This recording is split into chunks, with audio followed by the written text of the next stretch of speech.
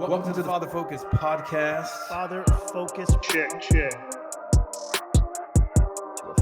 Why are we talking about this? Why does it matter? So shaping your kids into powerful people. Bro, let that brother fly. Check. All right, let's You go. ready? All right, let's go. I was messing. Hello, welcome to the Father Focus podcast. We are in studio. We're live in Orlando, Florida with my boys, Jeremy Quintini, Nathan Arsenault. What's up, fellas? Dude. Hello. Dude, Are you so excited? that's not what I was going to say. What were I was going going to say, you look so excited. You do. He's had his coffee. He's got his... It's kind of working now. Okay. It's kind of working. Do you think you could do like 20 burpees right now? If I was like, hey, Yes. get up. Okay. What about Could 100? I? Would I want to? No. No, who wants to do burpees? You probably do. No. No? They're Is there not any fun. exercise you want to do? I mean, no. Really? I mean, There's an exercise I like to do. Oh, my Hey, God. What's that? Share that with the class. No, No. no. I do. There are some No. that I enjoy doing. I mean, Now I see why on your Exercises. phone your heart rate gets that's up right, at a certain right. time. Why? Take your phone off, bro. yeah. Apparently, this is kind of interesting. I think it's a true story. There's no way for me to verify. Apparently, Oh my gosh. a spouse found out their other spouse was cheating on them because they were tracking their phone and their heart rate spiked at a really weird time. Are you serious? Yeah, and ended up finding out they were cheating on their Oh, spouse. wow. So don't do that. Yeah. No, don't cheat on your Don't spouse. cheat That's on what your I spouse. meant. That's what I meant. Yeah. It had nothing Just to do with hiding clarifying, it. Yes, don't yeah. take off your phone. Yeah. I mean, take off your watch. No, Yeah. Just don't don't cheat. cheat. Yeah. Yeah. Well, you know what? leads us into our leads us discussion. right into our discussion. Wear your Apple Watches together. Yeah, there you Wear go. your Apple Watches So together. So today we're talking about purity, right? Yeah. Purity matters, and I want to ask a question like to you guys.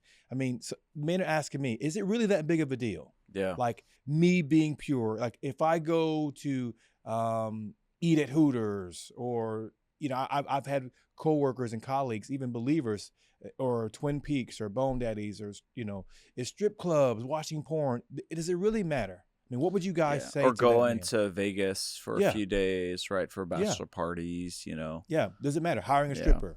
Right. Is it not all fun and games? Yeah. Why would you? What would you say to those men, those fathers? Yes. I have again, in the church world where I'm at, it's without question the majority of the people who are in church are gonna agree with us, without any kind of argument. It's just yes, period. And there's like the understanding. But outside the church world, like I have friends whose dads introduced them to porn at a relatively young age. When I'm 15, Yeah. 16 Yeah. years old. I was talking a few days ago when we were just hanging out, and I'm like, man, one of the first times I saw porn was from a baseball coach, and it was a little passive. I was bringing baseball equipment to his truck, and then when I was throwing stuff in the back seat, I knocked over a box, and it was just innocent. The box falls over, and a couple of magazines, as a matter of fact, fell out, and he was like, oh, he starts laughing, and he opens it up, and he Eek. shows me, and he was like, ha ha, and I saw it that quick, and I was probably 12, if I had to guess. Okay. I was about 12. So I wasn't a quote T-baller, but still I'm But like, still all right. young. But that, and it was, he shut it, threw it back, and then he left. And I was like, but that marked me. So it's like in the outside world, he's just being a man, raising up a man, like, look at this man, these girls are hot, like, kind of a, what did you say? Like a bonehead. Yeah. Yeah. Right. So Yeah. You asked if your purity matters. Yeah. As a man, How as a much? father. How much poop would you drink in your water? Like, what if it was like 0.1%? toilet water. Yeah. Yeah. Or like, how much poison would you drink? Mhm. Like, what if it's just a little bit? Yeah. Man, Like, yeah. I think we understand other parts of our lives, like purity matters, right? Like, we pay for quality. We do. want our food to be chemical free, right? Like, Free of like there's toxins. like, we understand there's a whole market or industry on the purity and the quality and Mhm. free from good all point. these negative, That's a really good harmful point. things, MSG. right? Yeah. How much more important is your heart? Yeah. You That's- know, that's really good. Scripture. What does Scripture say? It says, "Guard your heart above all else," right? Yeah. Because out of it flows all the issues of life. But what about they're not believers? I was gonna out there. actually Go. sorry, Go for it. sorry to interrupt. But I was gonna say, like, Nathan, you recently have kind of changed your diet within the last, let's say 5 years or Few years, so. And do you have any kind of did you have a spike in energy as you're eating cleaner? Like, would you anything that you can Oh yeah. I recognize? mean, when I went through my health stuff, I went straight vegan like overnight. Okay. Man, that was rough. Yeah. And then I But the realized, man, I benefits. really like bacon, so I went keto after 30 days. But oh yeah, absolutely. I mean, almost within a week, I'm I'd just talking about say like, your energy levels and like your skin is clearer. You're not as foggy, you're not as lethargic. I mean, just getting getting that toxins out of stuff your out. body because Right. I ate so bad. If you know Raising Cane's, which is the Lord's chicken in my opinion, That's no hate on Chick-fil-A. Chick-fil-A, but I think it's better than Chick-fil-A personally. But I would eat that crap all the time. Drive-throughs, ice cream, late at night, fried food, all the stuff. I mean, Jermaine remembers. He would always look at me like, "Good Lord, dude! Like you're already pretty fat. Like, you sure you want to eat that right now?" And he'd say it in a nicer way, but I knew he was throwing at me. But I didn't care because it tasted good. Yeah. And yeah, changing my diet made a huge difference. And I think there's definitely a Yeah, I was correlation just for sure. Yeah. just touching that, like, Yeah. So, but there are people out there that like when it comes to thoughts of purity, they have different ideas of what purity. Yeah. Purity. I mean, I've heard of couples going to these places together, Like a strip club together. Yeah, go to a strip club together, watch porn watching together. pornography Yeah. together, going to Hooters together. as long as you do it with me. Right. Right. Yeah. And their kind of thing is, well, they can look as long as they don't touch. Yeah. Kind of, right? Right. But what would you say? I mean, we're talking about it. What are the dangers in that? I mean, I think we see it as like this little innocent thing, and it's become this kind of thing, like, or even women hire strippers. Even women might go to a strip club or whatnot. What would you say? They're people that are like, this is normal. This is just what we do. Not that big of a deal. I know he's going. She knows I'm going. We have an agreement together. It's okay. What are the dangers in that kind of belief system? Well, I'll make the blanket statement: you're lying to yourself. Like when you engage in that behavior, you're lying and saying, I don't want your full attention. I don't want your full devotion. I don't want your full attraction. I don't care if you share me with somebody else. Like, we lie to ourselves and say it's not that big of a deal. But I was listening to a podcast, and it was really interesting. And we can go through even the evolution of the sexual revolution, the 60s, and how that's really affected our psyche today.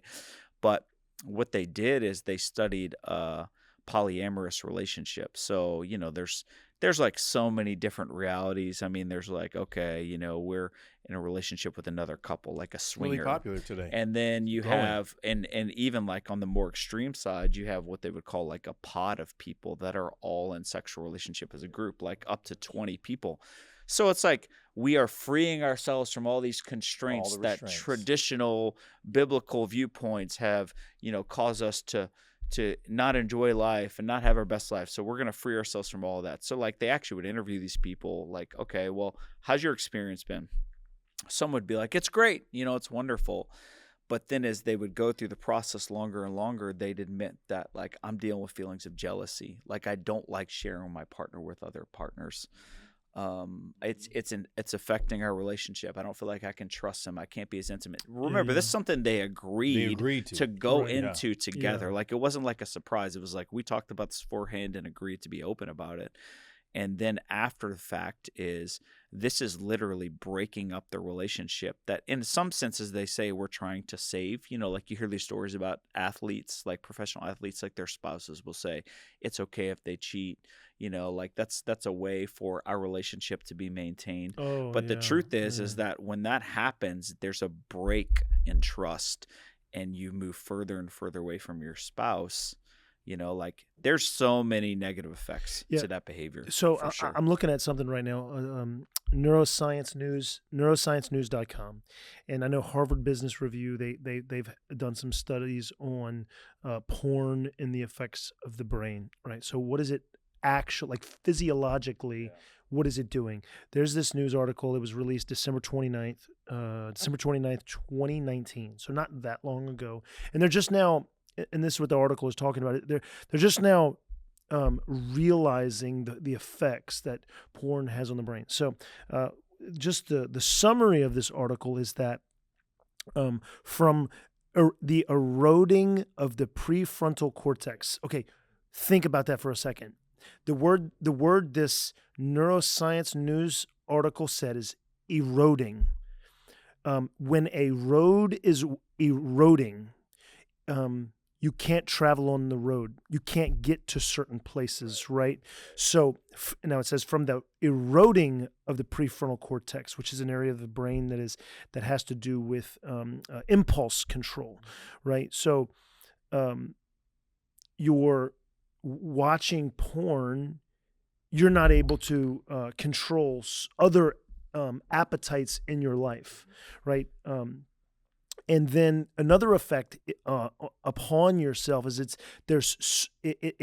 porn is so powerful that it is releasing a mass amount of dopamine fast, and so then that dopamine is obviously a drug, and it's this chemical that's being released, and it's all given by God. It's just a distortion, like we talked in another episode, which was bad habits, that are toxic habits. So, C.S. Lewis says it like this. He says, all the appetites that we have are good, but they have to be checked and balanced. So sexual desire is good, given, innate by God, for our enjoyment, his glory. And, we take it too far. So dopamine, good.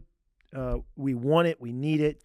But what porn is doing, again, from this article, it's releasing so much dopamine in our bodies, in our brains, that we're not able to, our bodies are not naturally regulating the dopamine on normal things that'll be pleasurable. The smile from your child. I know you two are good dads. We were talking about it, how, embracing your daughters, loving on them, hugging on them, and the smile of your girls gives you pleasure, releasing dopamine in your brain. But you know what? What porn is doing, dads, is it is not allowing the sweet, innocent smile of our daughters to give us pleasure. Yeah. That is a horrible thing. Yeah, and it's literally like a drug, like you just said. Yeah, right.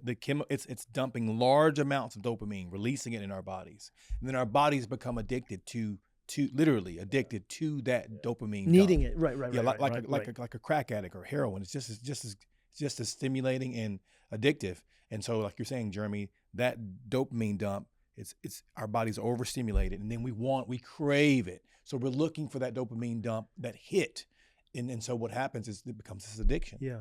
And I'll say this last thing from this news article.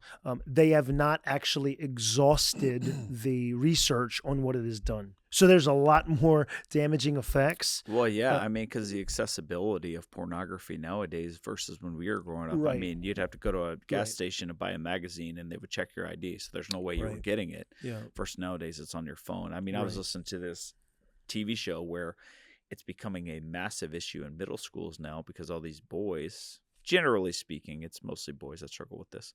Not that girls don't, but a lot of boys do. These middle school boys are literally being expelled from school because they're watching porn in class now. Wow. Because they don't have any control. Yeah, I know, but it's growing amongst girls. You got women, romance novels. It's body count. You're hearing more women talk about body count and these different terms being thrown around, which is kind of crazy, right? But it's growing even amongst females, this whole idea of over sexuality, So we're agreed upon the issue that porn is an issue. And again, Nathan, you and I, when we were youth pastors together, remember that young man you want to talk about that young man? Yeah, we found his wallet. Yeah. So we had an 11-year-old guy in our youth ministry. And he left I didn't know it was his wallet, but I found a wallet, and, I opened it up to see whose it was, and I found a condom in there, but I also saw his ID. I mean, this kid's 11 years old. I'm extremely alarmed. I'm like, why the frick does an 11-year-old kid have a condom in his wallet? What is the problem? So my first thought is I need to tell his parents. They need to know what's going on. So 1 week after service, I find his dad. He's one of the last kids that get picked up. I go up the truck, and I say, hey, just want to know, I found your son's wallet. And I just thought you'd want to know. When I opened up to see whose wallet it was, I found a condom in there. And I thought his reaction would be oh my God, I can't believe this. Wow, thank you for telling me. I need to have a conversation with my son. He goes, that's great. He said, I'm so glad he does. Proud of him. He's like, I hope he sleeps with as many women as he can. And I'm just sitting there what the Dude, heck are you is kidding going me? on? Oh, true story. Now, of course, in the context, he's been in and gosh. out of prison his whole life. He's a degenerate guy, not a good dude. But I could not believe the mentality that even at that age, it's like use women's bodies for your own pleasure, and I'm going to celebrate that right Oh my at that gosh. early of an age when they Yeah. can't even handle that. I mean, it's crazy. And this is why, and this is totally a rabbit hole, but this is why we have to be so cautious of who our girls are going to bring home.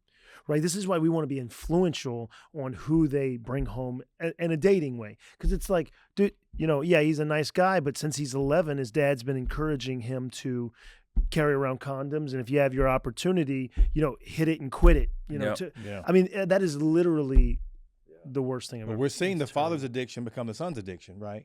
Yeah. We're seeing like the father's mentality is grossly shaping the son's mentality as it relates to sexuality and women. And this dad didn't know. Well, he did know, but he didn't know the full weight of what he was doing, of his actions, of giving his son a condom. But here's the flip side. Now, this is not a podcast to bash anyone, but what would you say? I mean, because we have mothers doing the same with their daughters. They're not giving condoms, but they are giving birth control. Yeah. They're you know what I mean? Yeah, I think a lot of times what happens is when a parent fails in their own life, like let's just say they have sex before marriage, they have sex in high school or whatever. Right, they're promiscuous. Now they feel disqualified from forbidding their kid from the same behavior. Like it's almost like, who am I to tell you can't do it when I did it? There's a level of they feel like they're hypocrites if they try to stop their kids from doing that. But I think any good parent does not want their kids to repeat the pain and mistakes that they had in their past. I mean, if it just even at a psychological level, if there's a part of you that regrets a decision you made as a teenager, why would you not, as a parent, want to stop your kid from feeling those same things later in their life? And essentially what we see happening, because we see a culture like, I'm not dogging anyone, but you'll see like a girl get pregnant very early in her life and have a baby. And then she has a daughter very young, and then her daughter gets pregnant and has a baby very early. And then we're talking about 3 to 4 to 5 generations where these 13, 14-year-old girls are pregnant. The cycle was never broken. There was never a point where one of those women said, no more will this happen in our family. I'm going to teach my daughters a different way to engage with men and sexuality. So I do think there is an issue where some parents feel like, who am I to say anything? Or because of they've already like violated their own boundaries, that they don't have the courage, because it's an awkward conversation. I mean, no matter who you are as a parent, like talking to your kids about sex is going to be at least a little bit awkward. You still do it, right? And my personal opinion is it needs to start young. Like I've heard 8 is too late. Yeah. So, because a lot of kids are seeing pornography between 7 and 9 years old. Yeah. So if you're not talking to your kids about sexuality earlier, then someone else probably already has. Yeah. But I would just say, like, as parents, like, you have to fight for your own purity so you can fight for your kids' purity. Yeah. And we don't make a blanket statement. I agree with that, but my kids are homeschooled hybrid. So literally my son doesn't know. I mean, this is kind of funny, but I'll share the story. We're having the purity talks. My daughter's 15. My wife's helped with that, and her hormones, her body is changing, and we my parents didn't talk to me about sexuality. I learned about it from cousins, from whomever, and it wasn't good. And so we have purity is a passion of mine that I've tried to steward. With my wife. Being a virgin when we got married, it wasn't easy. And I wasn't perfect, but I thank God for that. And something that's become a passion of mine with my kids. And so I'm talking to my son. He's 12 now, and his body's changing. Hair's growing in places, and I've tried to make it very normal with him. I've had this bond with my son, just talk about it. And so when you wake up in the morning, things are going to happen to your body, and so forth and so on. And so we're driving on I have a business. We're driving in the truck, and we're just talking to Asher. How are you feeling about everything with your body's changing? And he's just, yeah, it's like, we're talking about it. And I'm like, do you have any questions about anything? And I'm telling him the portions of his body. Now, if kids are listening with their dad, I'm talking to him about the male organ, the penis, and the genitalia. And so we're walking through that. And he called it, I forgot what he called it, something. He didn't know what to call the penis. Didn't you say? And then we're talking about his genitals. And I'm like, yeah, you got these things hanging down. They call your genitals, and he goes, what? He goes, I thought those were my kidneys, Dad. Those aren't my kidneys. And I I almost like I was trying to keep a straight face, but I felt so bad, like a bad dad, but I laughed so hard. Literally, I almost pulled the truck over. I laughed The so kidneys. hard. He's so innocent, and I'm like, and he's 12. Hey, you got 2 kidneys, Yeah, and so I'm like, different yeah, spot. yes, son, you have kidneys. They're proud of hearing your back, and talking. This is called this, and so we're learning together. But I laughed, but I was so grateful at the same time that my son, of his ignorance and his innocence, because we have tried to steward with friendships and relationships and who's got a cell phone, whose house are you at. Parents, you got to be in the game. You can't be asleep at the wheel. You got to be engaged. And so it was a funny story, but so we're seeing these type of beliefs regarding sexuality. Do you guys believe? I had a thought when you guys were sharing that maybe we've lost the sacredness of sexuality. Yeah, for sure. Yeah. I It's mean, been it lost. is the god of culture. Mm-hmm. It's everywhere. It permeates everything. Makes the It's how most you money. sell Right. anything. Everything. I mean, Water, like clothing. things that we allow today in public culture 50 years ago would have been, You'd be arrested for it. Yeah. Like the bikini, like you Yeah. couldn't wear a bikini, a 2-piece bathing suit. I think it was Right. like 1940s, 30s. Yeah. You would literally get arrested. right. Yeah. Yeah, so there's a lot of men that celebrate that, or maybe people in general that are like, this is great. I'm so glad we're free from all these restrictions that religion places on us. But Yeah. then we also see the outcome and the long-term If it's fruit of taken too that. far. It's everywhere. It's not good. Music. Yeah. It's everywhere. Commercials. And I think I was thinking as you guys were sharing, like thinking about my daughters and my son, but like how our culture is framing how they should view themselves and their body. Mm. And it grieves me because I'm like, man, I'm thinking about your twins and your kids. Like, I'm grieved by that. Yeah. I remember one time I was about, I have a good dad. I remember one time I was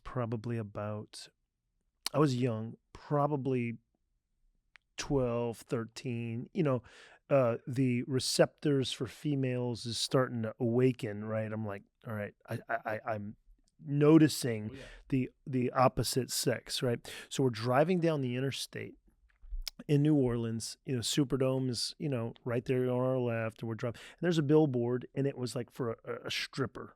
And I'm like looking at it, like almost like mesmerized, like, why are they, what? And my dad sees me looking at it. And you know what? He didn't rebuke me. He didn't, like, he knew, like, okay, you see this girl, you're drawn to this. And he looked at me and he tapped me on my leg and he said, Jeremy. And he said, you see that? And I'm like, oh, because because it was like this Busted. seductive Caught. looking Mhm. girl on Yeah. this, like, drawn, probably a Right. strip club or Right. something. And he said, hey, you see that girl? And I was like, yes, sir. And he said, that's someone's daughter.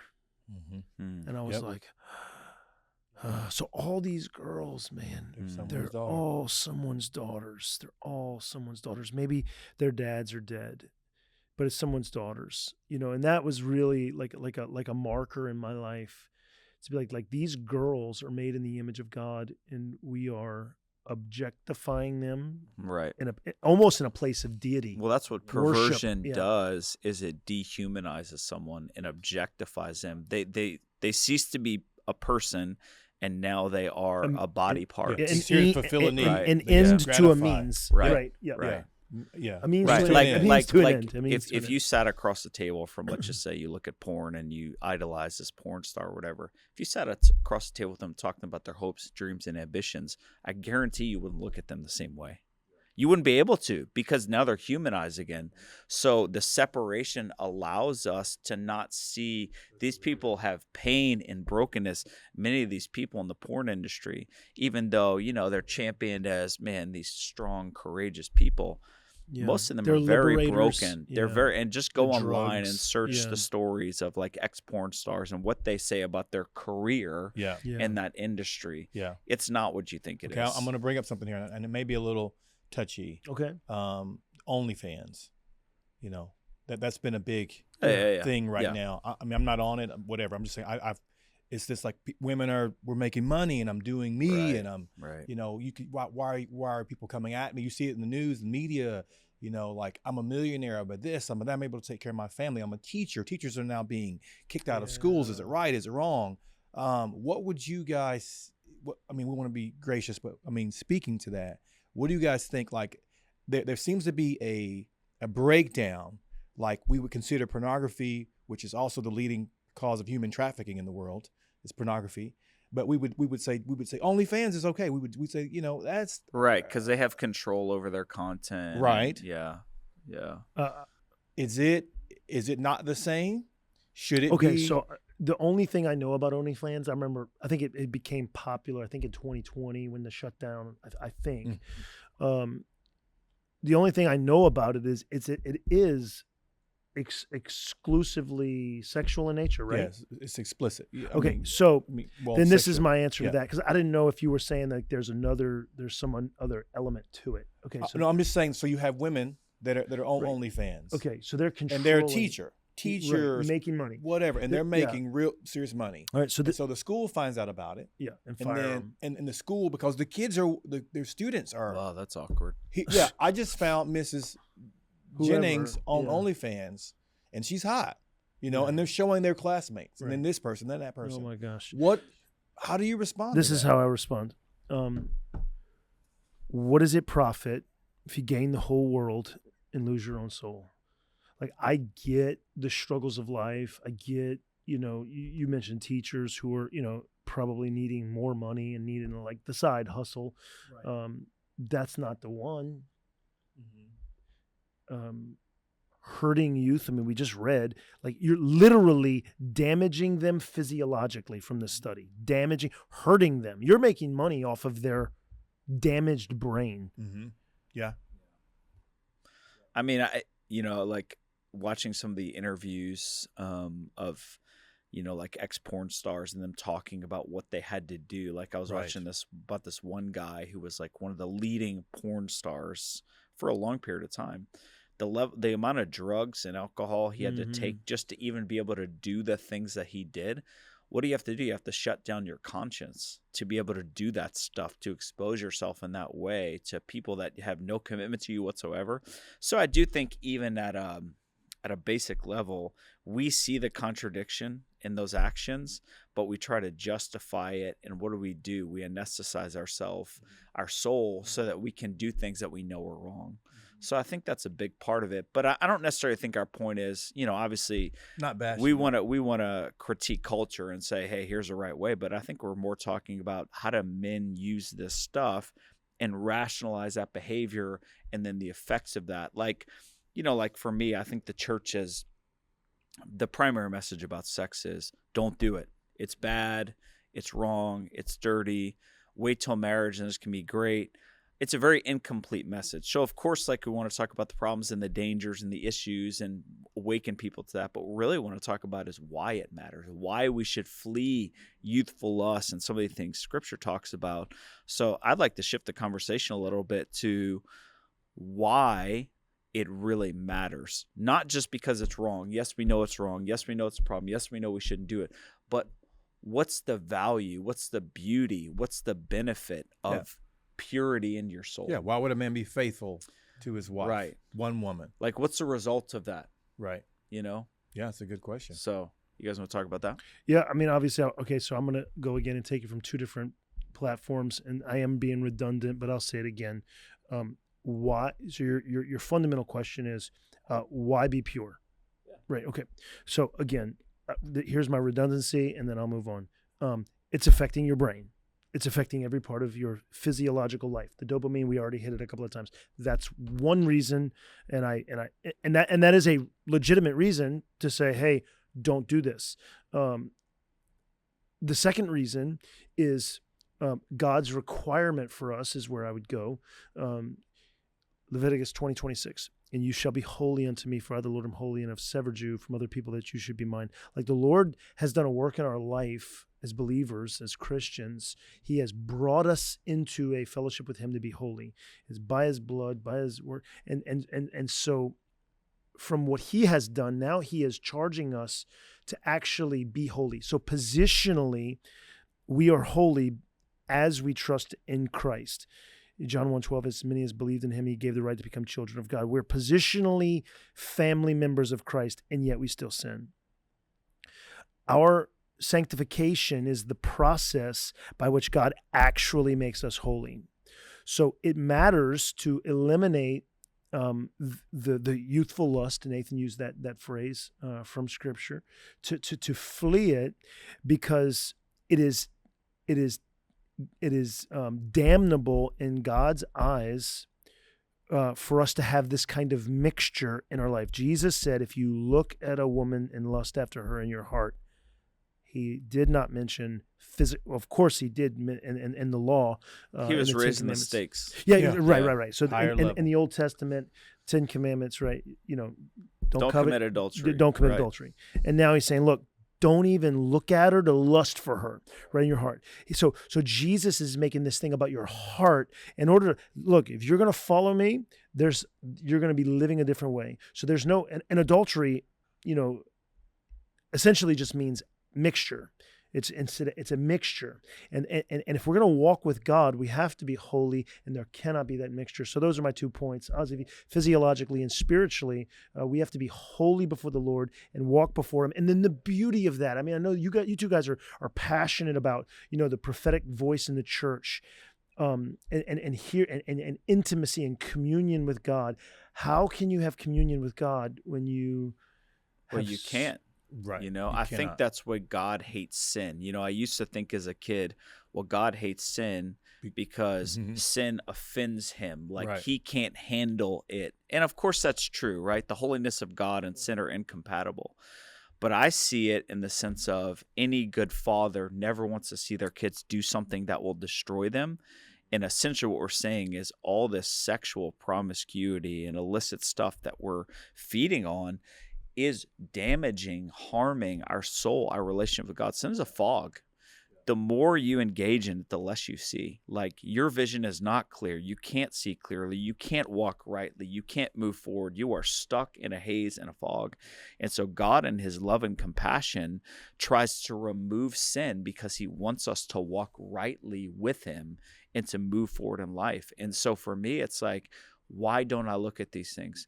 Because I want to live the life that God created me to live, and I can't if I'm engaging in those things. If I'm giving in to these worthless things, I will not be who God desires and created me to be. I won't be who I want to be. Right. Yeah. I can't live both at the same time. Yeah. It affects your identity. It affects your relationship with God, right? Because and I like the way you said it, Nathan, is that it's not about God can't tolerate it. It affects our relationship with him. Our communion with him is hindered. What father wants his relationship with his kids to be hindered? For the prodigal son in Luke 15 that goes away. What father delights in his son going off and squandering the goodness of his father, the graces of his father, the legacy, doing all those things? What father wants that? And a strange relationship with their child. I really like that. And I think when we see it from that vantage point, that the God the Father is after us. He's in pursuit of us. He longs for us to be near, unhindered nearness and intimacy with him. So I really like that. Again, we just want to thank you guys for being a part of this discussion. I will say this just in closing.